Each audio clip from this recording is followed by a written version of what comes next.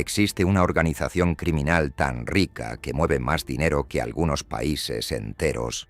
Una mafia que domina la mayor parte de la cocaína que llega a Europa, que tiene células en más de 40 naciones, repartidas por 4 continentes, que según varias estimaciones de los propios investigadores, factura cada año varias veces más que el cartel de Sinaloa. Y sin embargo, hay algo profundamente extraño en todo esto. Porque si sales a la calle ahora mismo y le preguntas a la gente cómo se llama la organización criminal más poderosa del planeta, casi nadie sabrá responderte. Te hablarán de los carteles mexicanos, te hablarán de la Cosa Nostra, la mafia siciliana de las películas, te nombrarán a Pablo Escobar, a los rusos, a los yakuza japoneses. Pero el verdadero imperio, el más grande de todos, vive en la sombra. Y esa invisibilidad no es un accidente ni una casualidad. Es, como vas a descubrir, su arma más perfecta. Su nombre es la 'Ndrangheta. Nació entre pastores pobres, en las montañas más olvidadas del sur de Italia.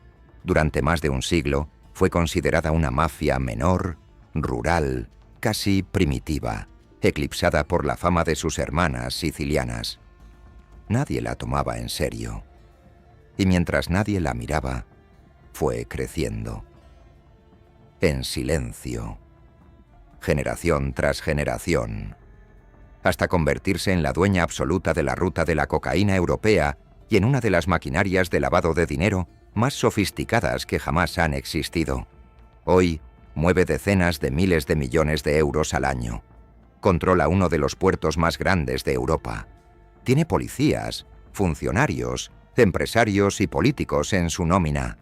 Y ha matado, traicionado y sobornado durante décadas sin que el mundo apenas se enterara de su nombre. Para que te hagas una idea de su escala, se calcula que su facturación anual rivaliza con la de algunas de las mayores empresas multinacionales del mundo. Solo que esta multinacional no cotiza en bolsa, no paga impuestos y no aparece en ningún ranking. Opera en la clandestinidad más absoluta, y su consejo de administración está formado por familias que llevan más de un siglo guardando, palabra por palabra, los mismos secretos. ¿Cómo es posible que un puñado de campesinos calabreses se convirtiera en el cartel más poderoso del mundo? ¿Cómo logró lo que ni la mafia siciliana ni los grandes capos colombianos consiguieron jamás? Construir un imperio verdaderamente global y al mismo tiempo permanecer invisible. En la próxima hora vas a entenderlo. Vas a recorrer el camino completo, desde una aldea perdida en la montaña hasta los laboratorios de cocaína de Sudamérica, desde los contenedores que cruzan el océano Atlántico hasta las calles de tu propia ciudad. Vas a conocer a los hombres que la combaten arriesgando la vida cada día, y a los que pagaron con la suya por el simple hecho de intentar escapar. Esta es la historia de la mafia más rica del mundo. Y sobre todo, la historia de por qué, hasta el día de hoy, nadie ha sido capaz de detenerla.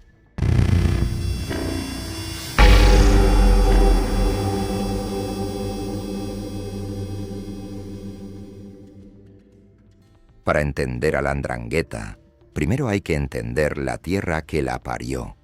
Calabria es la punta del sur de Italia, la puntera de la bota, una región montañosa, agreste y durante siglos una de las más pobres de toda Europa occidental. En su corazón se levanta el macizo del Aspromonte, montañas escarpadas, bosques cerrados, pueblos diminutos colgados de las laderas a los que, durante generaciones, casi no llegaban ni las carreteras ni el Estado. Fue ahí, en lugares con nombres que pronto vas a aprender a reconocer: Sanlúcar, Platí, Locri, Rosarno, donde nació la 'Ndrangheta en el siglo XIX. No surgió en los grandes salones de las ciudades, sino entre pastores, campesinos y jornaleros que vivían en un mundo donde el gobierno italiano era una abstracción lejana y muy a menudo un enemigo. En esas montañas no había una justicia oficial que funcionara, y donde no hay ley, Alguien siempre termina inventando la suya. Hasta el nombre lo dice todo. 'Ndrangheta proviene del griego que todavía se hablaba en algunas zonas de Calabria, de una palabra que significa, más o menos, valentía, hombría, virtud del hombre de honor. Sus miembros no se veían a sí mismos como simples criminales. Se veían como hombres de respeto, como una sociedad aparte, con sus propias reglas, sus propios códigos y su propio sentido del honor. Durante mucho tiempo se la conoció, sencillamente, como la honorata società, la honrada sociedad. Y esa idea es importante porque explica algo esencial. La 'Ndrangheta no se concebía como una banda, sino como un orden alternativo. En una tierra abandonada por el Estado, ofrecía su propia versión retorcida de justicia, de protección y de pertenencia. El que se sometía a sus reglas recibía amparo. El que las rompía recibía castigo. Esa lógica, mitad clan familiar, mitad gobierno en la sombra, echó raíces tan profundas que con el tiempo se volvió casi imposible de arrancar. Al principio, su poder era local y casi artesanal.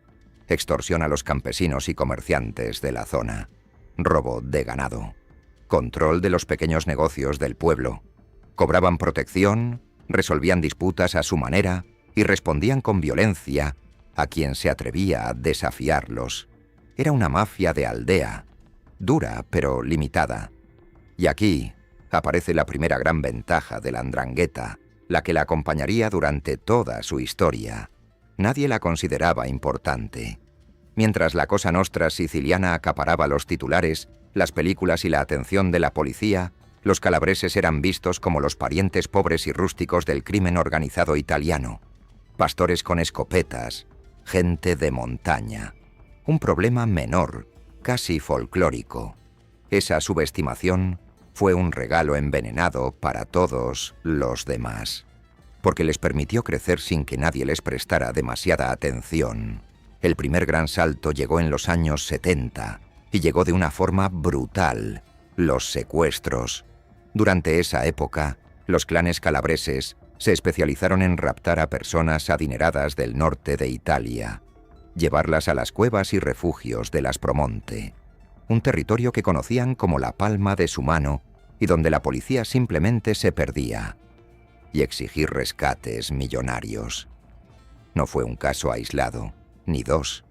A lo largo de aquellos años se cometieron decenas y decenas de secuestros, hasta el punto de que los clanes calabreses se ganaron una siniestra fama como los grandes especialistas de Italia en aquel negocio del terror. El caso más famoso conmocionó al mundo entero. En 1973, secuestraron en Roma a John Paul Getty III, nieto de uno de los hombres más ricos del planeta, el magnate del petróleo. La familia tardó en pagar, creyendo al principio que se trataba de un farol. Para demostrar que iban completamente en serio, los secuestradores le cortaron una oreja al joven y la enviaron por correo, junto con un mechón de su pelo. Solo entonces se pagó el rescate. Aquel episodio escalofriante puso a la 'Ndrangheta, por un instante, en las portadas internacionales. Pero lo más importante no fue el horror, fue el dinero. Los rescates de aquellos secuestros, millones y millones, no se gastaron en lujos ni en caprichos, se invirtieron. Ese capital, arrancado con violencia a las familias más ricas de Italia, se convirtió en la semilla de algo mucho más grande. Porque cuando llegó el negocio que lo cambiaría todo, la cocaína, la 'Ndrangheta ya tenía dos cosas que casi ninguna otra organización del mundo poseía al mismo tiempo: montañas de dinero en efectivo listo para invertir, y una estructura interna tan cerrada que era, literalmente, imposible de romper. Y de esa estructura, la verdadera clave de todo este imperio. Vamos a hablar ahora.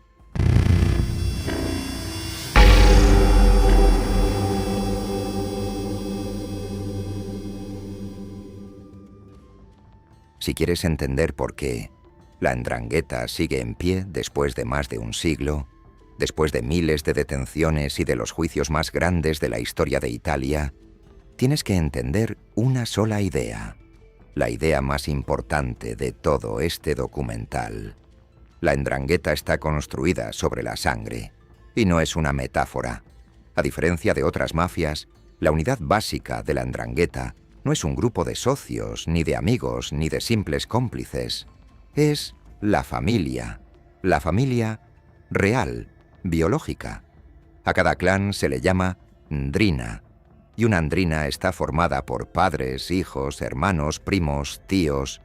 Los matrimonios se conciertan, muchas veces, para unir a dos clanes y sellar alianzas, exactamente igual que hacían las casas reales de Europa hace siglos. Detente un momento a pensar en lo que eso significa.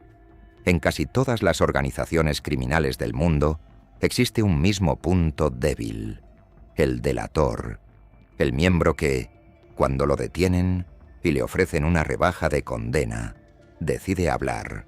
En Italia los llaman pentiti, los arrepentidos.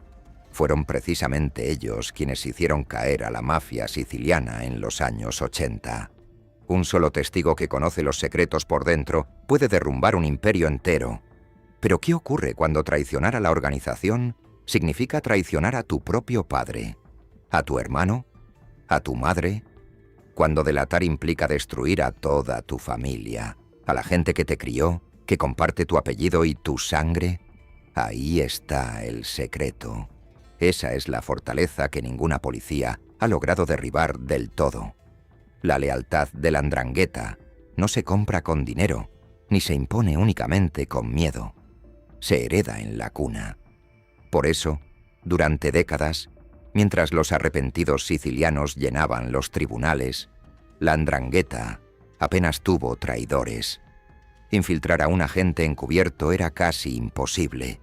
No puedes fingir haber nacido en una familia, y convencer a un miembro de que hablara era pedirle que firmara con su propia mano la sentencia de muerte de sus seres queridos. Conviene compararla con su famosa rival para apreciar la diferencia. La Cosa Nostra siciliana funcionaba, en buena medida, como una pirámide, con una cúpula que tomaba las decisiones. Y una pirámide tiene una cima. Si la golpeas, si decapitas a la cúpula, toda la estructura tiembla. La 'Ndrangheta es otra cosa. No es una pirámide, sino una red de familias soberanas. No hay un único jefe cuya caída lo derrumbe todo. Hay decenas de clanes, cada uno capaz de sobrevivir por su cuenta.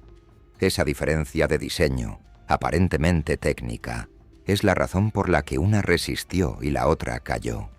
Pero la sangre es solo el principio. Sobre ella, la 'Ndrangheta levantó una estructura sorprendentemente compleja y disciplinada. La célula territorial se llama locale y controla un pueblo o una zona concreta. Dentro de cada locale, los miembros ascienden por una jerarquía de rangos y grados, con nombres y ceremonias casi religiosas. Hay ritos de iniciación, juramentos de sangre, fórmulas secretas que se recitan de memoria y que se han transmitido prácticamente intactas durante generaciones. Un joven no entra en la 'Ndrangheta sin más. Es bautizado en ella mediante un ritual que lo ata para siempre. Y la única forma de salir, dice el código, es la muerte. Esos grados tienen nombres propios, casi de sociedad secreta medieval. El recién llegado empieza siendo un simple picciotto, el escalón más bajo de todos. Por encima van ascendiendo rangos con denominaciones como camorrista, esgarrista o santista, cada uno con su propio juramento, su ceremonia y sus secretos reservados únicamente a quienes han logrado llegar hasta allí. Los niveles más altos forman una especie de cúpula oculta dentro de la propia organización. Una sociedad dentro de la sociedad, cuya existencia muchos miembros de rango inferior ni siquiera llegan a conocer. Es un sistema diseñado con un único fin: que nadie, ni siquiera dentro de la 'Ndrangheta, lo sepa absolutamente todo. Y lo que no sabes, no lo puedes confesar jamás. Y aquí viene uno de los datos que más cuesta creer. A pesar de estar repartida por todo el planeta, La 'Ndrangheta no es un caos de clanes sueltos peleando entre sí sin control. Tiene una coordinación. Existe un órgano de cúpula y existe un lugar sagrado donde, una vez al año, los jefes se reúnen. Ese lugar es el santuario de la Virgen de Polsi, escondido en lo más profundo de las montañas del Aspromonte. Bajo la apariencia de una inocente peregrinación religiosa, los capos de los distintos clanes acuden allí cada año. Y no solo los de Calabria. Acuden representantes llegados de Canadá, de Australia, de Alemania, hombres que dirigen operaciones a miles de kilómetros de distancia, pero que regresan a la montaña madre para rendir cuentas, resolver conflictos y reafirmar que, estén donde estén, pertenecen todos a una sola y misma entidad. En 2009, la policía descubrió hasta qué punto era real esa estructura. En una boda celebrada en Calabria, a la que asistieron unas 2000 personas, tuvo lugar en secreto el nombramiento del capo crimine, una especie de jefe ceremonial de toda la organización, un anciano llamado Domenico Oppedisano. Una mafia que muchos seguían imaginando como un grupo de pueblerinos tenía en realidad su propia diplomacia, su propia constitución no escrita y su propia corona. Esta es la razón por la que la 'Ndrangheta es tan endiabladamente difícil de destruir. Cuando la policía detiene a los miembros de un clan, no decapita a la organización, porque no existe una sola cabeza que cortar. Cortas una rama y el árbol sigue vivo. Tenían la lealtad, tenían la estructura, tenían el dinero de los secuestros. Solo les faltaba una cosa para conquistar el mundo: la oportunidad. Y esa oportunidad se la iba a regalar, sin querer, su gran rival.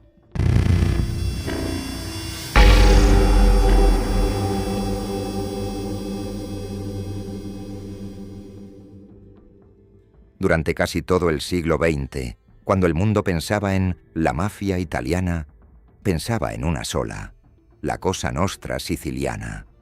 Era la mafia de El Padrino, la de los grandes capos, la que cruzó el océano y se instaló en Nueva York. Tenía el prestigio, el mito y el poder. La 'Ndrangheta, en comparación, seguía siendo la sombra rural del extremo sur. Pero a finales de los años 80 y principios de los 90, la mafia siciliana cometió un error histórico.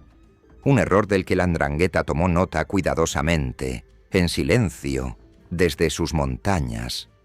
Bajo el liderazgo de sus clanes más sanguinarios, la Cosa Nostra le declaró la guerra abierta al Estado italiano. No se limitó a defender sus negocios. Empezó a matar jueces, fiscales, policías y políticos. El momento culminante de aquella locura llegó en 1992, cuando asesinó a los dos magistrados antimafia más importantes del país, Giovanni Falcone y Paolo Borsellino, en dos atentados con explosivos que estremecieron a Italia y al mundo entero. Aquellos asesinatos fueron, para la mafia siciliana, una victoria momentánea y una catástrofe a largo plazo. Porque el Estado italiano, humillado y furioso, respondió con toda su fuerza. Llegaron leyes mucho más duras, cárceles de máxima seguridad, miles de detenciones y, sobre todo, la indignación de la sociedad empujó a numerosos mafiosos a convertirse en arrepentidos. La Cosa Nostra, que había desafiado a todo un país a golpe de bomba, quedó gravemente herida. La 'Ndrangheta lo observó todo desde la distancia y aprendió la lección más valiosa de su historia. La lección era simple, casi brutal en su sencillez. La violencia espectacular contra el Estado no compensa. Llamar la atención no compensa. El ruido te destruye. El verdadero poder está en el silencio. Mientras los sicilianos se desangraban en su guerra contra Italia, los calabreses hicieron exactamente lo contrario. Evitaron los grandes atentados que llenaban los periódicos. Rehuyeron el protagonismo. Se mantuvieron por debajo del radar, discretos, casi invisibles. Y aprovecharon que toda la atención del país estaba puesta en Sicilia para hacer, sin estorbos, lo que de verdad importaba: apoderarse del negocio del futuro. Ese negocio era la cocaína. A medida que la demanda europea de cocaína crecía sin freno, la 'Ndrangheta se posicionó para abastecerla. Y aquí volvieron a jugar todas sus ventajas a la vez. Tenían el capital, acumulado durante años de secuestros y extorsión. Tenían una estructura cerrada que garantizaba que, si hacías un trato con ellos, ese trato se cumpliría y nadie hablaría jamás. Y tenían algo más, algo que casi ninguna otra organización poseía: una red de emigrantes. Porque durante décadas, la pobreza de Calabria había empujado a miles de sus habitantes a emigrar por todo el mundo. A Sudamérica, a Australia, al norte de Europa, a Canadá. Y muchos de esos emigrantes, o sus descendientes, seguían unidos por sangre, apellido y lealtad a los clanes de la montaña. Eso le dio a la 'Ndrangheta algo impagable: contactos de absoluta confianza en cada esquina del planeta, en cada eslabón de la futura cadena de la droga. No tenían que confiar en extraños. Tenían a su propia gente sobre el terreno, en los lugares clave. Y no fue suerte ni casualidad. Fue, en cierto modo, el resultado de un siglo entero de pobreza y emigración transformado en una ventaja criminal sin precedentes. Lo que durante generaciones había sido una tragedia para Calabria, ver marchar a sus hijos a buscarse la vida en tierras lejanas, se convirtió, para los clanes, en una red logística silenciosa que cubría medio planeta. Para los grandes productores de cocaína de Sudamérica, todo esto los convertía en el socio perfecto. Un comprador europeo serio, con dinero en efectivo, con presencia propia en el continente americano y con una reputación de cumplir siempre su palabra y no traicionar jamás. Así, casi sin que el mundo se diera cuenta, la mafia más subestimada de Italia se transformó por completo. Dejó de ser una organización de secuestros y extorsión de pueblo para convertirse en una multinacional del narcotráfico. El pariente pobre y rústico estaba a punto de superar a todos sus rivales y de tomar el control de la puerta de entrada de la droga a un continente entero. Para entender cómo lo hizo, hay que seguir el camino de la cocaína, un camino que empieza en la selva de Sudamérica y termina, tras atravesar el Atlántico, en un único punto de la costa calabresa, un puerto que la propia mafia ayudó a levantar.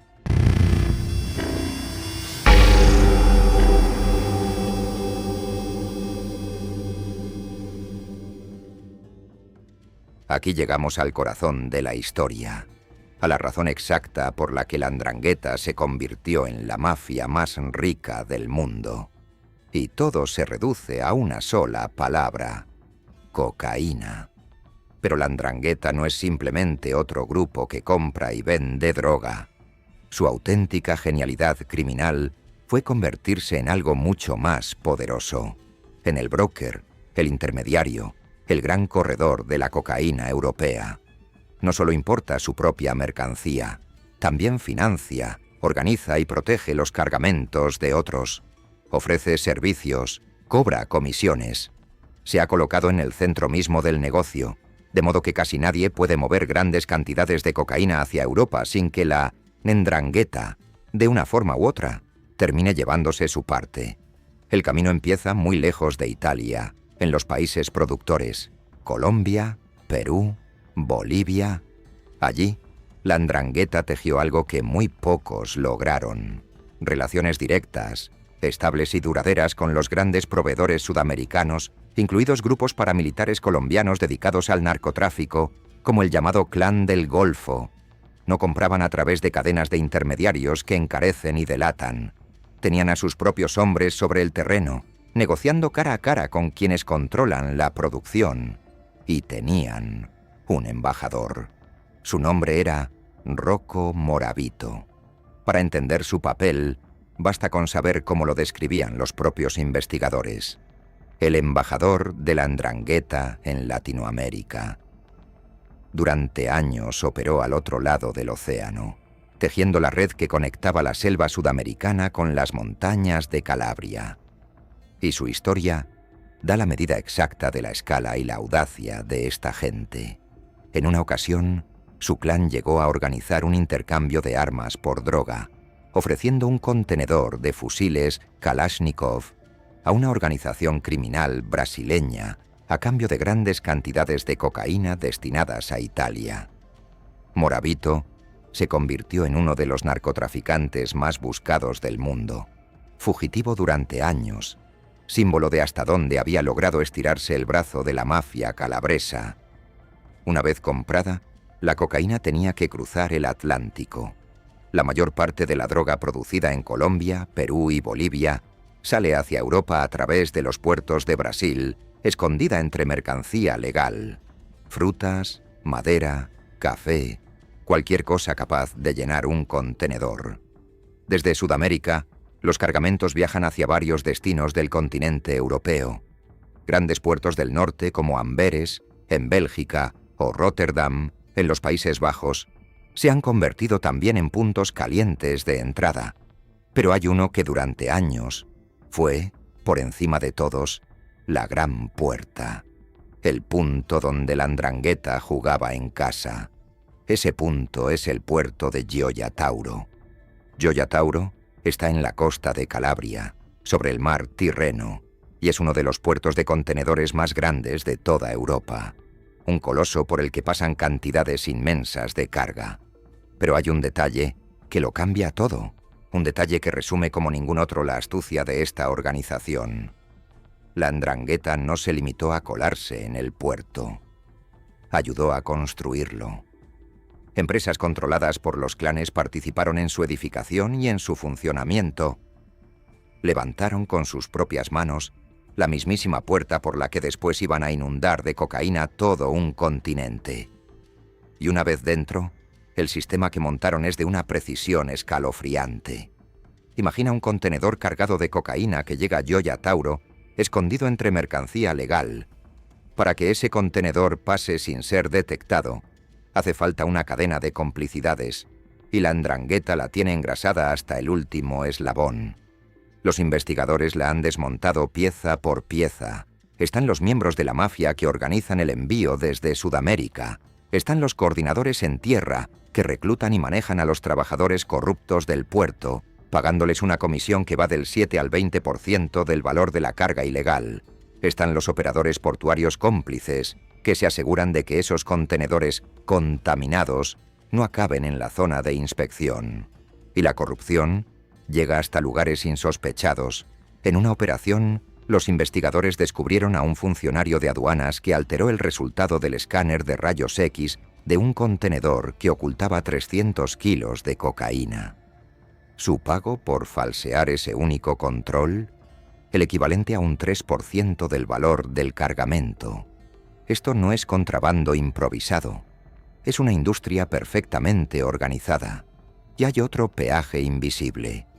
Los clanes que dominan la zona del puerto, familias como los Piromal y Molé y los Pesce, han llegado a cobrar una especie de impuesto de seguridad por cada contenedor que pasa. Tanto se ha infiltrado la mafia en ese lugar que, según las estimaciones, alrededor de un tercio de las empresas que operan en el puerto tienen vínculos con el crimen organizado. Ahora bien, los números. Porque es al ver las cifras frías cuando de verdad se entiende por qué este puerto se convirtió en el corazón de la cocaína europea. Según un informe de la Unidad Antidroga italiana, en un solo año el 97% de toda la cocaína que entró a Italia por el Mediterráneo fue incautada en Gioia Tauro. No una parte, casi la totalidad. Y Calabria, esa región pobre y montañosa que durante un siglo nadie tomó en serio, concentra por sí sola 2/3 de toda la cocaína decomisada en Italia por tierra, mar y aire. El crecimiento, además, ha sido vertiginoso. Para que te hagas una idea exacta, en el puerto de Gioia Tauro se incautaron alrededor de 2,5 toneladas de cocaína en 2011. 10 años después, en 2021, la cifra rondaba ya las 13 toneladas. Casi 6 veces más en una sola década. Y recuerda un detalle crucial. Esto es únicamente lo que la policía logra interceptar. Lo que se incauta es siempre una pequeña fracción de lo que realmente consigue pasar. Multiplica eso por años, por décadas, por todas las toneladas que sí llegaron a las calles de Madrid, de París, de Berlín, de Londres, de Roma, y empezarás a comprender la dimensión real del río de dinero que estaba a punto de generar todo este sistema. Y hay una razón puramente matemática detrás de tanta sangre y tanto riesgo: el margen. Un kilo de cocaína que se compra por unos pocos miles de dólares en origen, allá en Sudamérica, multiplica varias veces su valor por el simple hecho de cruzar el océano y poner un pie en suelo europeo. Una vez cortado, rebajado y vendido al menudeo en la calle, ese mismo kilo puede llegar a valer una pequeña fortuna. Quien controla el punto de entrada de la droga a todo un continente controla, en la práctica, el instante exacto en que esa mercancía dispara su precio. Y ese, ni más ni menos, es el lugar que la 'Ndrangheta se encargó de ocupar. Porque la cocaína nunca fue el objetivo final. La cocaína era solo la forma de fabricar algo todavía más poderoso. Una fortuna tan inmensa que tuvieron que inventar maneras enteramente nuevas de esconderla del mundo.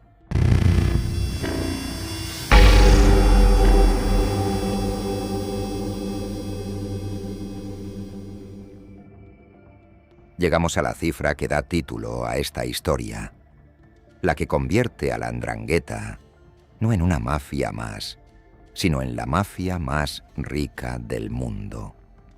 Los investigadores calculan que la organización factura, cada año, decenas de miles de millones de euros.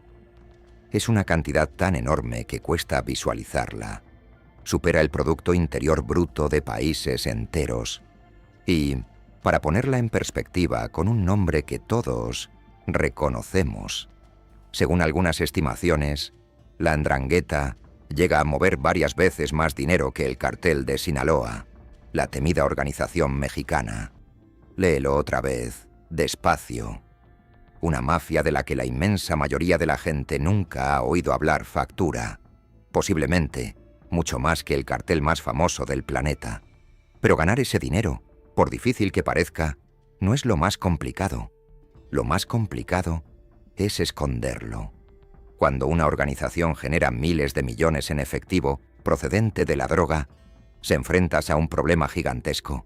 No puedes meter esa montaña de billetes en un banco sin disparar todas las alarmas del planeta.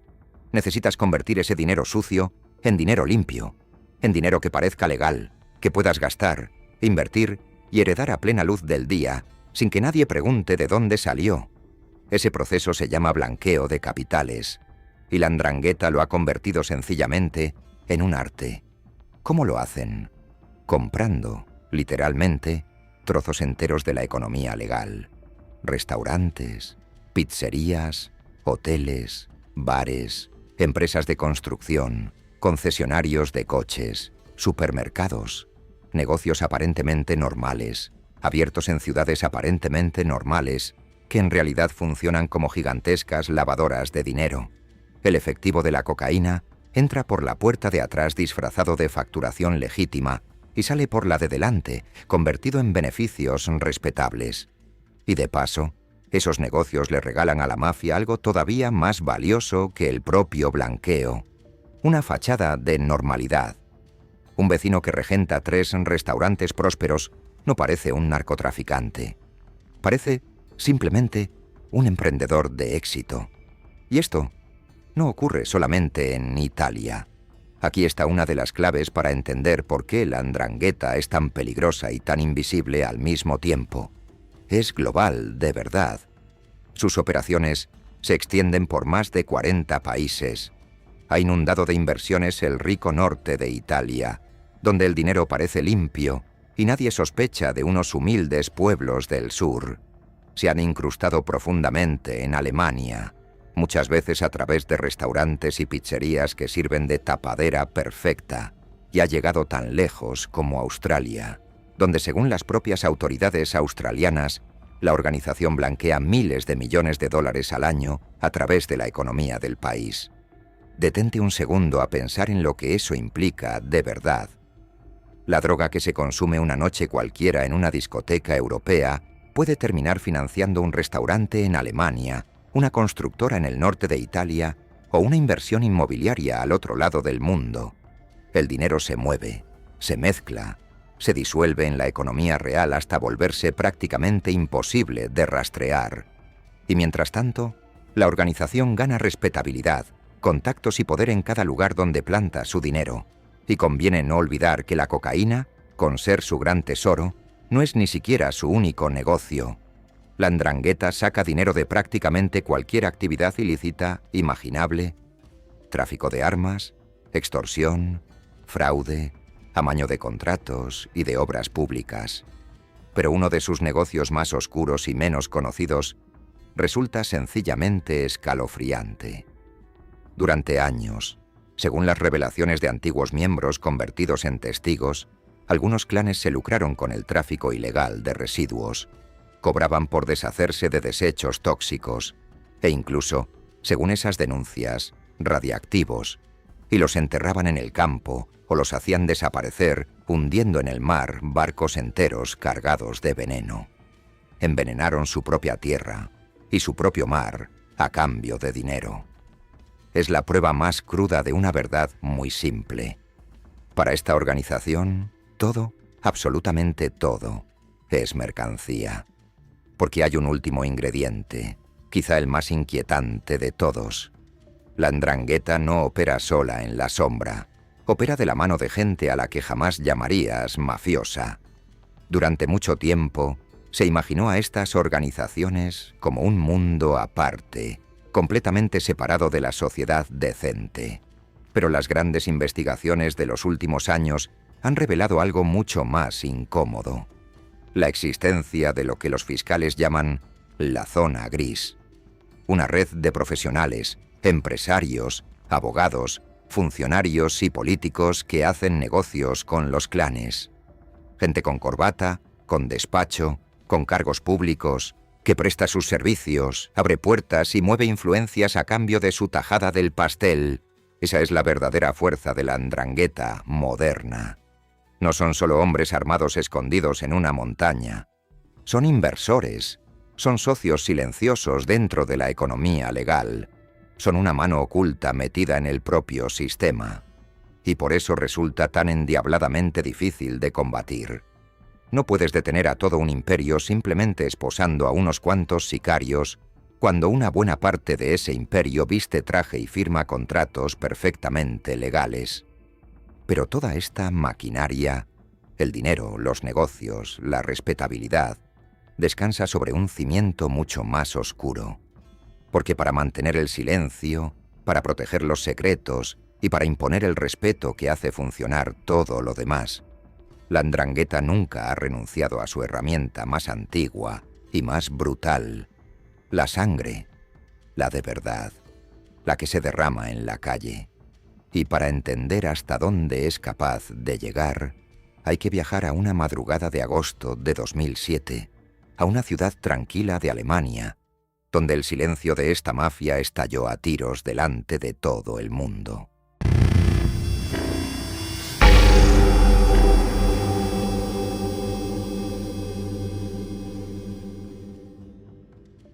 Era la madrugada del 15 de agosto de 2007. La ciudad, Duisburgo, en el oeste de Alemania. Un lugar industrial, ordenado, completamente ajeno al mundo de la mafia calabresa. O eso creía. Frente a un restaurante italiano, 6 personas vinculadas a la 'Ndrangheta acababan de salir tras una celebración. En cuestión de segundos, una lluvia de disparos los acribilló. 6 hombres muertos en plena calle alemana, ejecutados con una frialdad metódica. Europa despertó, horrorizada. ¿Qué hacía una mafia del sur de Italia matando gente en Alemania? ¿Cómo había llegado hasta allí su violencia?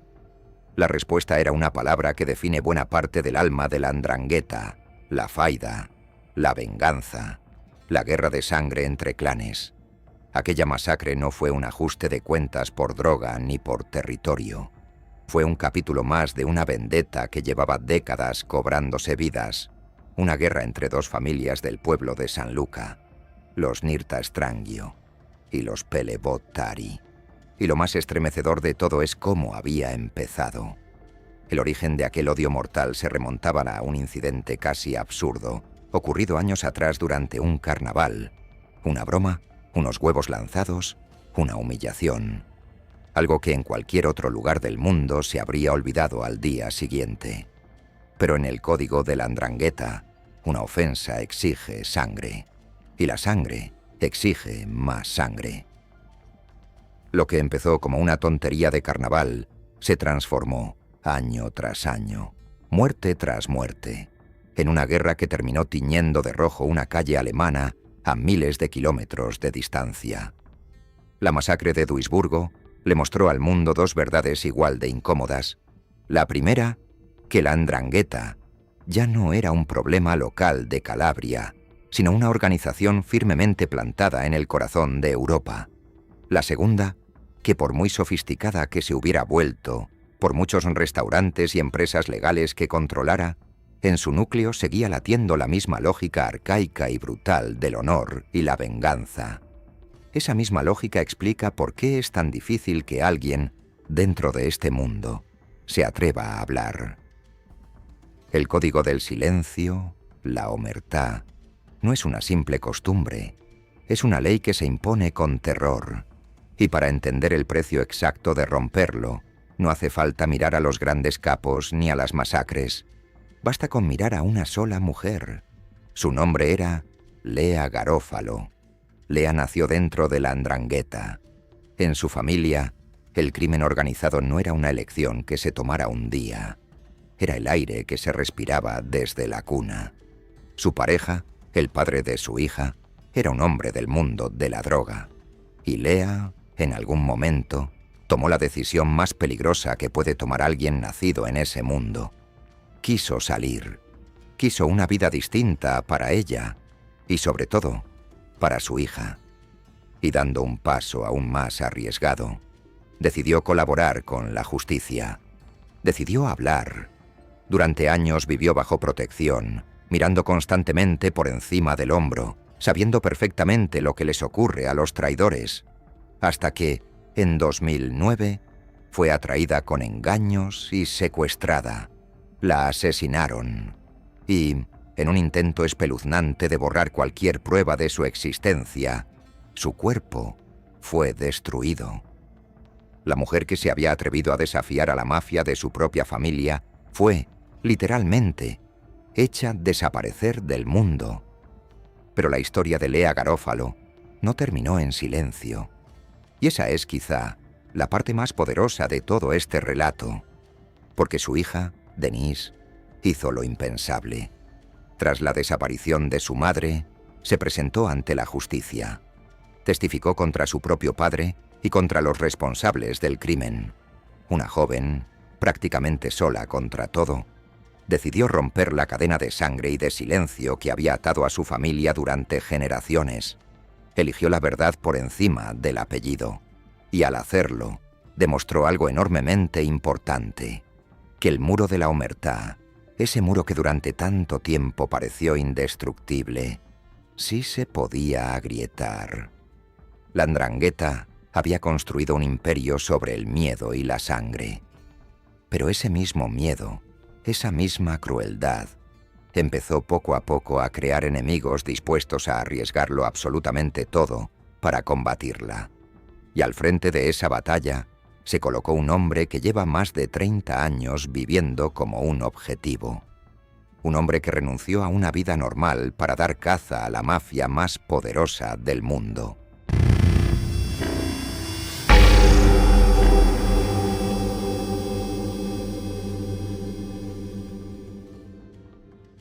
Para combatir a un enemigo invisible, hace falta alguien dispuesto a renunciar a todo. En la lucha contra la 'Ndrangheta, ese alguien tiene un nombre propio: Nicola Gratteri. Gratteri creció en la propia Calabria, en la mismísima tierra de la mafia. Cuenta que, de niño, de camino a la escuela, llegó a ver cadáveres tirados en la carretera. Conoció a la 'Ndrangheta desde dentro de su mundo cotidiano, como una sombra omnipresente, y decidió dedicar su vida entera a destruirla desde el lado de la ley. Se convirtió en fiscal antimafia. Y desde hace más de 3 décadas paga el precio altísimo de aquella decisión. Porque Nicola Gratteri vive como muy pocos seres humanos podrían soportar. Está protegido día y noche por escoltas armadas. Se desplaza siempre en vehículos blindados. Ha sobrevivido a planes para asesinarlo. Y, por razones de seguridad, ha vivido prácticamente aislado de su propia familia.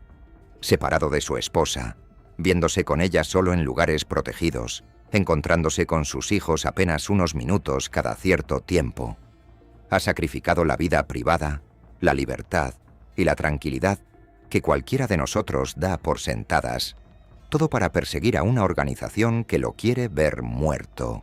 Y bajo su dirección se libró una de las mayores batallas judiciales de la historia reciente de Italia, el macroproceso conocido como Rinascita Scott. Para entender su magnitud, hay que imaginar la escena.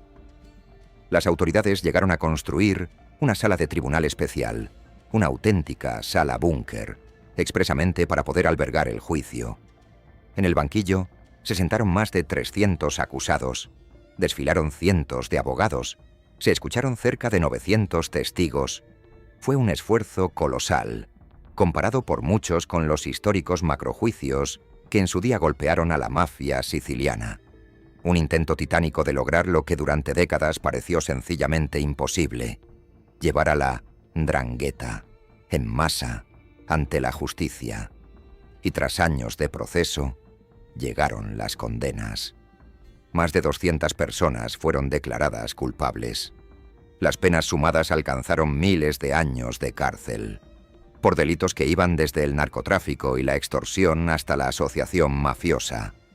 Pero, más allá de los números, el juicio reveló algo todavía más importante. Confirmó ante el mundo entero la existencia de esa zona gris de la que hablábamos antes. Demostró, con pruebas, que la mafia no vivía aislada en sus montañas, sino entrelazada con empresarios, profesionales y figuras de poder, que el imperio tenía cómplices con traje y corbata, y Gratteri no estaba solo en esta guerra. A lo largo de los años se le fueron sumando otras armas: los pentiti, los arrepentidos, esos testigos que durante tanto tiempo casi no existían en la 'Ndrangheta por culpa de los lazos de sangre, empezaron poco a poco a aparecer, y cada uno de ellos abrió una nueva grieta en el muro del silencio. Y las operaciones se volvieron cada vez más internacionales, redadas coordinadas en varios países a la vez, golpes simultáneos contra una red que ya no conocía fronteras. La caza dejó de ser un asunto puramente italiano para convertirse en una persecución a escala global. Es una historia de valentía extraordinaria, de jueces, fiscales, policías y testigos que arriesgan y a veces entregan la vida por enfrentarse a este monstruo. Detención tras detención, juicio tras juicio. Le han asestado golpes durísimos a la organización. Y sin embargo, aquí está la verdad más incómoda de todo este relato, la que tienes que escuchar antes de que este documental llegue a su final. A pesar de todo, a pesar de Gratteri, a pesar de Rinascita Scott, a pesar de las miles de detenciones y de las toneladas y toneladas de cocaína incautadas, la 'Ndrangheta sigue siendo, a día de hoy, la mafia más poderosa del mundo. ¿Por qué? ¿Cómo es posible que, después de todos estos golpes demoledores, el imperio siga en pie? La respuesta nos devuelve, inevitablemente, al principio, a la primera idea con la que empezó todo.